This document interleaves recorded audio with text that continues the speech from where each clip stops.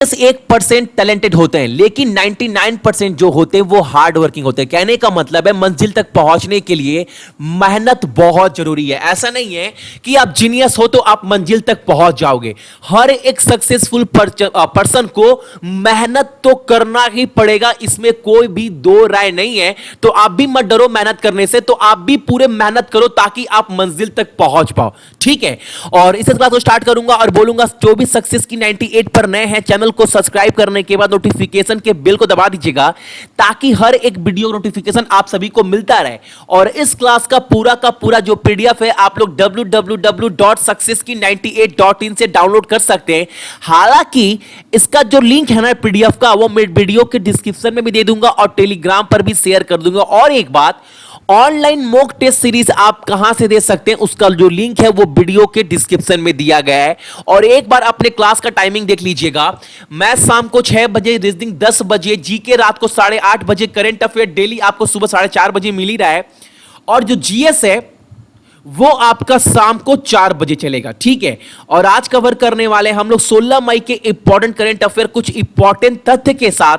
तो देखते हैं पहला क्वेश्चन हमारे सामने क्या निकल कर आ रहा है। और जो पहला प्रश्न हमारे सामने है वो ये है कि प्लास्टिक अपशिष्ट को शामिल करने के लिए हाल ही में किस संधि में संशोधन किया गया है, आपको यह बताना है। कौन सा treaty was amended recently to include plastic waste. और इसका सही आंसर क्या है, Basel convention. Option number A is the correct answer of this question. Basel convention is the सही आंसर है इसका, ठीक है, ऑप्शन नंबर ए। अगला क्वेश्चन है हमारे सामने कि किस संस्था ने कृषि और ग्रामीण स्टार्टअप के लिए 700 करोड़ रुपए का जो प्रोजेक्ट फंड है उसकी घोषणा की है। यानी एग्रीकल्चर और जितने भी रूरल यानी जितने भी गांव देहात के एरिया है उसमें स्टार्टअप पैदा आप बोल सकते हो, स्टार्टअप यानी अच्छे अच्छे बिजनेस, उसको बढ़ावा देने के लिए, ग्रोथ रेट को अच्छा करने के लिए 700 करोड़ का जो फंड है वो कौन सा संस्था देगी। तो इसका आंसर क्या है, नाबार्ड, ठीक है। और नाबार्ड का हेडक्वार्टर कहां पर है, तो सभी को पता है मुंबई में नाबार्ड का हेडक्वार्टर है।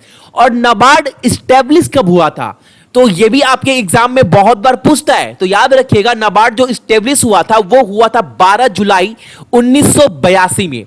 और नाबार्ड के जो चेयरमैन है वो कौन है, हर्ष कुमार बनवाला। यह भी एग्जाम में बहुत बार पूछा गया है, नाबार्ड के चेयरमैन कौन है, तो याद रखिएगा हर्ष कुमार बनवाला, ठीक है। अगला प्रश्न हमारे सामने है, भारत ने किस राष्ट्र को $1 बिलियन की लाइन ऑफ क्रेडिट दी है, आपको बताना है। इंडिया जो है वो $1 बिलियन देगा लाइन ऑफ क्रेडिट कौन से नेशन को, और उसका आंसर क्या है आपका ऑप्शन नंबर सी, मंगोलिया, ठीक है। और यहां पर मंगोलिया का जो कैपिटल है वो क्या है, वो है ये। और मंगोलिया का जो मुद्रा है वो क्या है, वो ये है। एक बात, जो ये $1 बिलियन जो दिया जाएगा ना, वो एक्सिम बैंक जो है वो फंडिंग करेगा। आप सभी को बता दूं, एक्सिम जो बैंक है ना वो फंडिंग करेगा $1 बिलियन का, और ये जो है वो इंडिया देगा, याद रखिएगा। और ये जो $1 बिलियन दिया जाएगा वो किस लिए दिया जाएगा मंगोलिया को, ताकि एग्रीकल्चर के मामले में अच्छा जो है वो बढ़ावा मिल पाए, ठीक है, याद रखिएगा। अगला जो प्रश्न हमारे सामने है वो ये है, आपको बताना है रिटायर्ड सुप्रीम कोर्ट जज जो रह चुके हैं वो अपॉइंटेड किए गए हैं सुप्रीम कोर्ट ऑफ फिजी का। यानी कहने का मतलब है आप सभी को बताना है कि जो रिटायर्ड सुप्रीम कोर्ट के जज रह चुके हैं वो फिजी के सुप्रीम कोर्ट के जज है वो बना दिए गए हैं। उनका नाम क्या है ये आपको बताना है। तो उनका नाम है Madan Bhimrao Lokur. Option number C जो है वो हमारा सही आंसर है। और फिजी का जो कैपिटल है, जो राजधानी है वो क्या है, वो है सुबा। और करेंसी मुद्रा क्या है, तो फिजियन डॉलर। और वहां के राष्ट्रपति कौन है, तो वो है आपका जियोजी कॉन्ड्रोटे, वहां के जो राष्ट्रपति है फिजी के। तो ये सब पॉइंट भी याद रखना है ताकि एग्जाम के टाइम आपको अलग से पढ़ना बिल्कुल भी ना पड़े। इसीलिए मैं ये सब topic daily current affair mention करता हूं, ताकि ये सब टॉपिक आपका करंट अफेयर के साथ ही आपका जो है वो कंप्लीट हो जाए, ठीक है। अगला प्रश्न हमारे सामने क्या है, हाल ही में आरबीआई ने यहां पर विच है, आप लिख दीजिए किस। आरबीआई ने हाल ही में किस बैंक को 1 करोड़ का मौद्रिक जुर्माना लगाया, यानी 1 करोड़ का जो है वो जुर्माना लगाया है, जिसके बाद निम्न बैंकों में गैर निष्पादित परिसंपत्ति यानी एनपीए नॉन परफॉर्मिंग एसेट्स पहचान प्रक्रिया को पूरी तरह से स्वचालित करने में विफलता हुई है। यानी कहने का मतलब है कि जितने भी एनपीए, आप सभी को पता है बहुत कंपनी क्या करता है, लोन लेकर बैंक से वो लोन जो है वो देता ही नहीं है, और जब कोई भी आदमी लोन लेकर अगर लोन नहीं दे तो क्या कहते हैं उसको, नॉन परफॉर्मिंग एसेट। मैंने बैंकिंग वालों को बहुत डिटेल में बताया है, लेकिन मैं आपको शॉर्ट में बता दे रहा हूं, मोटा मोटी अगर आप कहीं से लोन ले लिए और आप लोन नहीं चुका पाए तो वो जो लोन है किस में आता है, एनपीए में आता है। तो क्या हो रहा है, वो बैंक जो है ना, वो आइडेंटिफिकेशन प्रोसेस वो पहचान ही नहीं पाई कि कौन सा एनपीए है कौन सा एनपीए नहीं है, जिसके कारण जो है आरबीआई जो है उस बैंक पर 1 करोड़ का फाइन लगाई है। वो कौन सा बैंक है ये आपको बताना है। तो वो जो बैंक है वो है आपका नैनीताल बैंक। और एक बात, एग्जाम में बहुत बार पूछता है एनपीए का फुल फॉर्म क्या है, या एनपीए में एन का मतलब क्या है, एनपीए में पी का मतलब क्या है, एनपीए में ए का मतलब क्या है, ऐसा सवाल पूछता है। तो एनपीए का फुल फॉर्म याद रखिएगा, नॉन परफॉर्मिंग एसेट्स, ठीक है। और नैनीताल बैंक का हेडक्वार्टर कहां पर है, तो वो है नैनीताल उत्तराखंड में। और नैनीताल बैंक का जो टैग लाइन है वो क्या है, banking with personal touch out, ठीक है। ऑप्शन बोल रहा हूं, ये है जो है वो उसका टैगलाइन, और ये जो है उसका नैनीताल बैंक का हेडक्वार्टर है, ठीक है।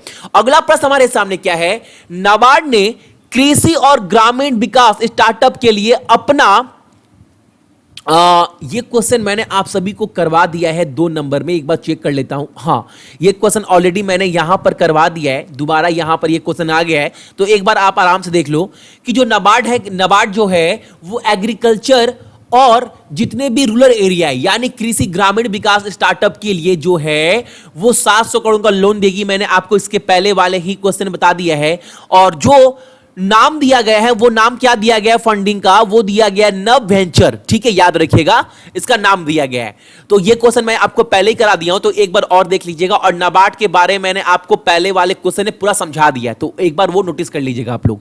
अगला प्रश्न हमारे सामने है, प्रश्न है, वेक्टर जनित रोगों के खिलाफ लोगों को कवर करने के लिए इनमें से किस बीमा कंपनी ने मच्छर रोग संरक्षण नीति शुरू की। कहने का मतलब है एक बीमा कंपनी है जो मच्छर के काटने से जितनी भी बीमारी होती है, मान लो dengue, fever, malaria, Zika virus, ये सब जो है जितने भी पेशेंट है इसको एक पॉलिसी दी जाएगी। अगर मान लो आपने पहले से इस कंपनी का पॉलिसी लेकर रखा है, अगर आपको लगता है आपके एरिया में, आपके सोसाइटी में बहुत सारे मच्छर है और बहुत सारे केसेस ऐसे आ रहे हैं कि जिससे मच्छर काटने से बहुत ज्यादा बीमारी फैल रहा है, तो आपको ये पॉलिसी लेना चाहिए। और ये कौन सी कंपनी स्टार्ट की है ये पॉलिसी, तो वो स्टार्ट किया गया एचडीएफसी इर्गो जनरल इंश्योरेंस के द्वारा। Option number B is the correct answer of this question, ठीक है।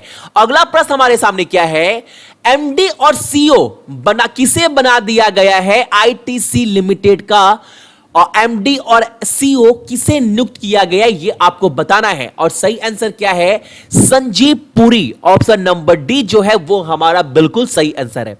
अगला प्रश्न हमारे सामने है कि चीफ एग्जीक्यूटिव ऑफिसर किसे बना दिया गया है एलआईसी म्यूचुअल फंड का, आपको यह बताना है इस क्वेश्चन में, ठीक है। मुख्य कार्यकारी अधिकारी के रूप में किसे नियुक्त किया है एलआईसी म्यूचुअल फंड का, तो सही आंसर क्या है आपका, Dinesh Pangate. Option number A. और आज का आपका पहला प्रश्न यह है, एलआईसी का हेडक्वार्टर कहां पर है और एलआईसी का टैगलाइन क्या है, ये 2 चीज आपको कमेंट कर बताना है, ठीक है। अगला प्रश्न हमारे सामने है, सार्वजनिक सेवा प्रसारक दूरदर्शन, ठीक है, ने किस ऑनलाइन शॉपिंग वेबसाइट पर एक स्मारक स्टोर जो है वो शुरू किया है। किस ऑनलाइन जितने भी आपके सामने जो भी ई कॉमर्स कंपनी मिलते हैं ना, तो किस पर ये जो है वो आपका स्टोर शुरू किया जाएगा, दूरदर्शन के द्वारा। तो वो शुरू किया जाएगा आपका अमेजन के वेबसाइट पर। और अमेजन के मालिक का नाम क्या है, सभी को पता है, जेफ बेजोस, ठीक है। और वो सबसे अमीर है इस धरती पर, ठीक है। अगला क्वेश्चन हमारे सामने है, ICICI bank multi currency card जो है वो लॉन्च करने जा रही है, किस ट्रेवल पोर्टल के साथ हाथ मिलाकर, आपको यह बताना है। और वो जो शुरू किया जा रहा है, वो शुरू किया जा रहा है गो आईबीबो कंपनी के साथ, जो एक ट्रेवल कंपनी है उसके साथ हाथ मिलाकर आईसीआईसीआई बैंक जो है वो एक मल्टी करेंसी कार्ड लॉन्च करने जा रही है। अब इस मल्टी कार्ड करेंसी में क्या होगा, इसमें जो है ना 20,000 तक आपको फायदा मिल सकता है इस कार्ड के तहत, ठीक है। और एक बात, इस 20,000 में जो है ना वो 15,000 जो है आपको फायदा किसका मिलेगा, मान लो जितने भी आपके ऑफर है या फिर जितने भी क्रेडिट है वो आपको इसके अंडर मिलेगा, ठीक है। पॉइंट्स बोल सकते हो, ठीक है। अगला प्रश्न हमारे सामने है कि स्पेनिश ग्रैंड प्रिक्स ये क्या है, ये एक रेसिंग कार गेम है। ये जो खिताब है स्पेनिश ग्रैंड प्रिक्स 2019 का खिताब किसने जीता है, और ये क्वेश्चन एग्जाम में अक्सर बनते हैं इससे, तो याद रखिएगा स्पेनिश ग्रैंड प्रिक्स का खिताब जो जीता है वो जीता है लेविस हैमिल्टन ने, ऑप्शन नंबर ए। अगला प्रश्न हमारे सामने है, डी जोकोविक जो बहुत ही बेहतरीन प्लेयर है टेनिस के, वो किसको हराकर मैड्रिड ओपन का खिताब जीत लिए हैं, और उन्होंने किसको हराया है, तो उन्होंने हराया है ऑप्शन नंबर ए। और ये करंट अफेयर आपका कब का था, तो ये करंट अफेयर आपका 16 मई का था, और इसका पूरा का पूरा पीडीएफ आप लोग सक्सेस की 98.in से जाकर डाउनलोड कर लीजिएगा। हालांकि इसका जो लिंक है वो मैं वीडियो के डिस्क्रिप्शन में डाल दूंगा, और एक बात, मैं टेलीग्राम पर भी लिंक जो है वो शेयर कर दूंगा। सो जितने भी मेरे भाई बहन है सभी को बहुत बहुत गुड मॉर्निंग।